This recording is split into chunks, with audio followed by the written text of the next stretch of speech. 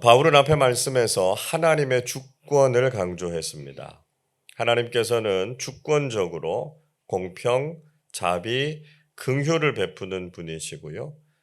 그분에게는 전혀 불의가 없으시다라고 하는 것을 말씀했습니다.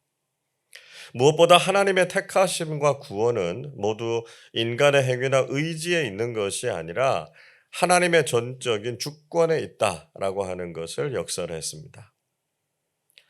그런데 이런 바울의 주장에 대해서 질문하는 사람들이 있었습니다. 19절을 보십시오. 혹 네가 내게 말하기를 그러면 하나님이 어찌하여 허물하시느냐 누가 그 뜻을 대적하느냐 하리니 말씀합니다. 질문의 내용은 크게 두 가지였습니다. 하나는 모든 것이 하나님의 주권이라면 왜 하나님께서 사람을 책망하시느냐라고 하는 것이죠. 하나님께서 모든 것을 다 주권적으로 이루어 놓으신 것이라면 인간의 책임은 없지 않느냐라고 하는 것입니다. 바로를 완악하게 하셔서 하나님을 대적하게 하신 것이 하나님이신데 왜 사람에게 책임을 물으시냐라고 하는 것이었습니다. 다른 하나는 모든 것이 하나님의 주권 속에 있는데 어떻게 인간이 하나님의 뜻을 대적하겠느냐라고 하는 것이었습니다. 하나님께서 모든 것을 다 주관하시는데 어떻게 인간이 하나님을 거역하고 하나님의 뜻을 따르지 않겠느냐라고 하는 것이죠. 그냥 기계적으로 다 하나님께 순종하게 하면 되는데 굳이 하나님을 거역하는 사람들이 왜 나타났느냐라고 하는 것입니다. 자, 첫 번째 질문인 하나님께서 모든 것을 다 마음대로 하시는데 왜 인간의 잘못을 지적하시느냐라고 하는 질문에 대해서 어떻게 대답하고 있습니까? 하나님의 주권이라고 하는 관점에서 보면 바로의 완악함이나 가룟 유다의 배신이 모두 다 하나님의 각본 안에 있는 것인데 그들이 무슨 잘못이냐 이렇게 항변하고 있는 것이죠. 모든 것을 그렇게 하도록 하신 하나님의 책임이지 왜 인간의 죄를 책망하시느냐 이렇게 반문했습니다. 자, 그에 대해서 바울은 어떻게 변호하고 있습니까? 20절 말씀을 우리 한 번 더 같이 읽겠습니다. 이 사람아 내가 누구이기에 감히 하나님께 반문하느냐 지음을 받은 물건이 지은 자에게 어찌 나를 이같이 만들었느냐 말하겠느냐. 자, 무엇보다 인간이 하나님을 향해서 이의를 제기하는 것은 창조주 하나님을 향해서 절대로 있을 수 없는 행위라는 것입니다. 하나님은 창조주이시고 인간은 피조물인데 감히 인간이 하나님께 자신을 왜 이렇게 만들었느냐 그렇게 말할 권리가 없다는 것이죠. 인간은 그 어떤 경우에도 하나님의 전적인 주권과 선하심에 대해서 이의를 제기할 수 없습니다.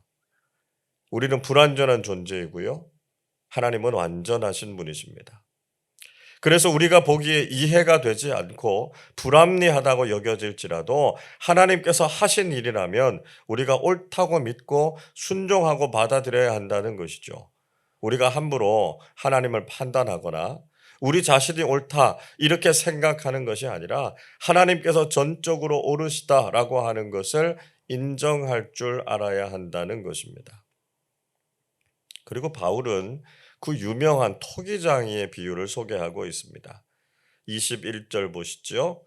토기장이가 진흙 한 덩이로 하나는 귀히 쓸 그릇을 하나는 천히 쓸 그릇을 만들 권한이 없느냐 말씀하고 있습니다.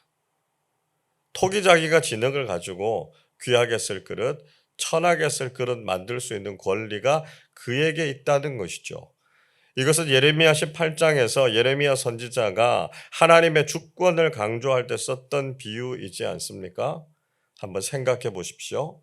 만약에 내가 종이를 접어서 배를 만들었는데 왜 자신을 배로 만들었느냐고요? 비행기로 만들어 달라 이렇게 항의했다고 한번 생각해 보십시오. 이런 일은 있을 수 없는 일이죠. 내가 원하는 대로 만들고 싶은 것을 만들었는데 감히 만들어진 종이접기가 무슨 자기 의견을 내놓을 수 있겠습니까? 그리고 내가 필요해서 배를 접은 것인데 아무것도 모르면서 비행기로 만들라고 주장한다라고 하는 것을 받아들이실 수 있으시겠습니까?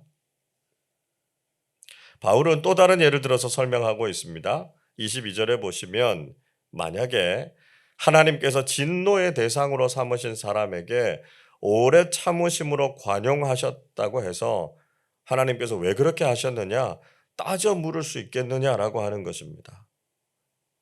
또 23절에서 영광을 받을 긍휼의 그릇에게 영광의 풍성함을 알게 하시고자 할지라도 인간이 무슨 말을 할 권리가 있겠느냐 하는 것이죠. 자, 이 말은 하나님께서 긍휼히 여기신 이방인들에게 하나님의 구원의 영광을 베풀어 주신 것에 대해서도 우리가 함부로 평가할 수 있는 자격이 없다는 것입니다. 그저 하나님의 뜻대로 하시는 것에 대해서 감사하고 그분의 주권과 선하심을 찬양하는 것, 그것이 우리가 해야 할 본분이라는 것이죠. 여러분, 지금 우리가 가진 문제가 무엇입니까? 그것은 하나님과 인간을 거의 동급으로 여기고 있다는 것입니다. 하나님을 우리 인간 같은 수준으로 생각하고 마치 내 옆에 있는 사람처럼 생각한다는 것이죠. 그래서 하나님을 향해서도 함부로 평가하고 판단하는 일을 하면서도 전혀 두려워하지 않고 있다는 것입니다.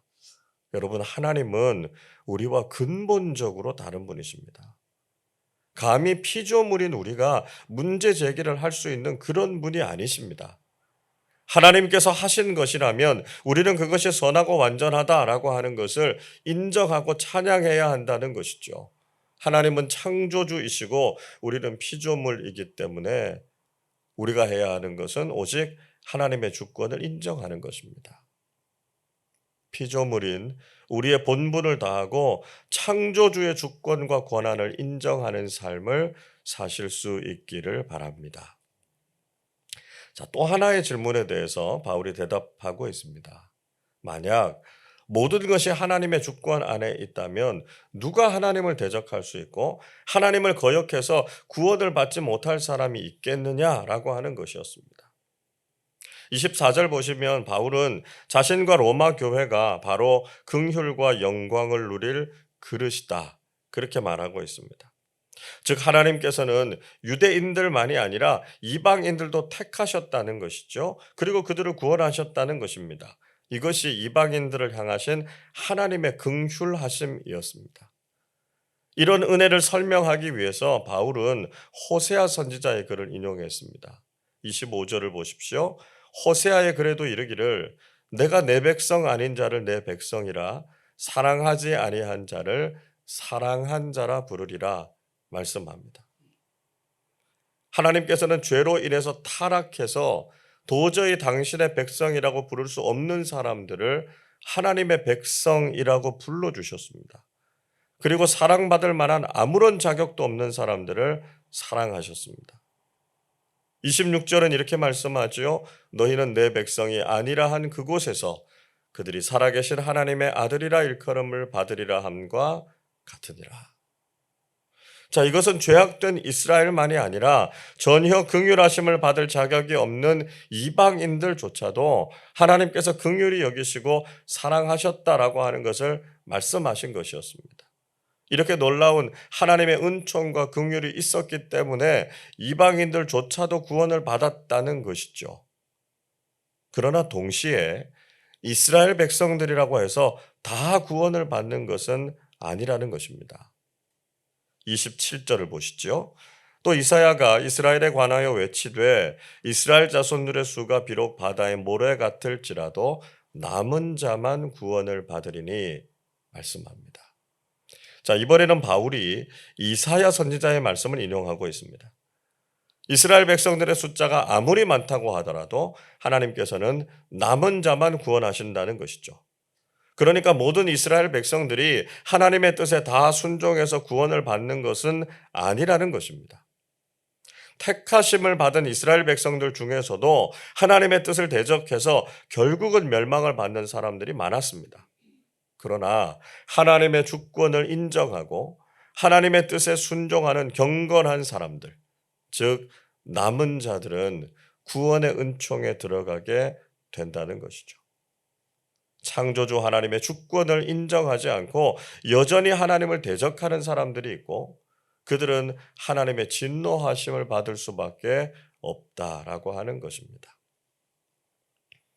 물론 그 속에서도 하나님의 긍휼하심은 놀랍도록 부각되고 있습니다. 29절 보십시오. 또한 이사야가 미리 말한 바 만일 만군의 주께서 우리에게 씨를 남겨두지 아니하셨더라면 우리가 소돔과 같이 되고 고모라와 같았으리로다 함과 같으니라. 바울은 만약에 하나님께서 긍휼을 베풀어 주시지 않았다면 유대인들도 모두 소돔과 고모라처럼 다 멸망했을 것이다 말하고 있습니다. 하나님을 대적해서 심판을 받는 사람들 가운데에서도 하나님께서는 우리에게 긍휼을 베풀어 주셔서 하나님을 믿고 구원을 받게 하셨다는 것이죠. 그래서 아무런 자격도 없는 우리들이지만 하나님의 은혜로 구원 얻게 되었음에 대해서 감사할 수 있어야 한다는 것입니다. 여러분, 우리는 오늘도 하나님의 주권과 선하심을 인정하는 사람들이 되어야 합니다. 하나님께서 하신 일이라면 옳은 것이다 라고 하는 것을 인정해야 하고요. 함부로 하나님을 판단하는 것이 아니라 하나님을 찬양하는 사람들이 되어야 합니다. 창조주 하나님, 그리고 우리의 인생의 주관자가 되시는 하나님께 합당한 영광과 존귀를 올려드려야 하고요. 겸손하게 하나님을 섬기는 사람들이 되어야 합니다. 이런 하나님을 무시하고 대적하는 사람들이 지금도 세상에는 많이 있습니다. 하나님께서는 긍휼과 은혜로 우리를 부르시고 구원하시지만 대적하고 거역하는 자들까지도 구원하실 수는 없으십니다. 세상의 많은 사람들이 하나님의 은혜를 거부하지 않고 이 시대의 남은 자로 구원에 들어올 수 있도록 기도하는 하루가 되실 수 있기를 바랍니다. 우리 교회가 남은 자가 되고요. 또 남은 자들을 하나님께로 돌아오게 하는 전도와 선교의 사명을 잘 감당하는 교회가 될 수 있기를 바랍니다. 그래서 이 시대 속에서 하나님의 주권과 하나님의 선하심을 인정하고 하나님의 긍휼하심과 구원을 널리 전하는 믿음의 사람들이 다 되시기를 주님의 이름으로 축원합니다. 기도하겠습니다. 은혜와 긍휼이 풍성하신 하나님 아버지, 주권적인 하나님의 은혜로 구원해 주시고 하나님의 자녀로 살아가게 하심을 감사드립니다. 창조주 하나님의 주권과 선하심을 늘 인정하면서 살게 하시고 함부로 하나님을 판단하지 않고 오직 하나님께 순종하는 사람들이 되게 하여 주옵소서. 하나님을 거역하여 구원의 은총에서 멀어지지 않게 하시고 아무 자격 없는 우리를 구원해 주신 은총에 감격하면서 구원받은 사람들답게 살게 하여 주옵소서. 지금도 교만하여 하나님을 믿지 않고 하나님의 긍휼과 구원의 은총을 거부하는 사람들의 마음을 부드럽게 해 주셔서 우리가 복음을 전할 때 믿고 하나님의 백성들이 다 되게 하여 주옵소서.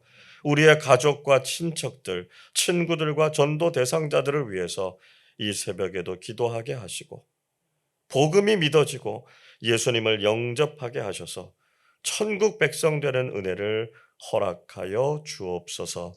감사드리며 우리 주님 예수 그리스도의 이름으로 기도하옵나이다. 아멘.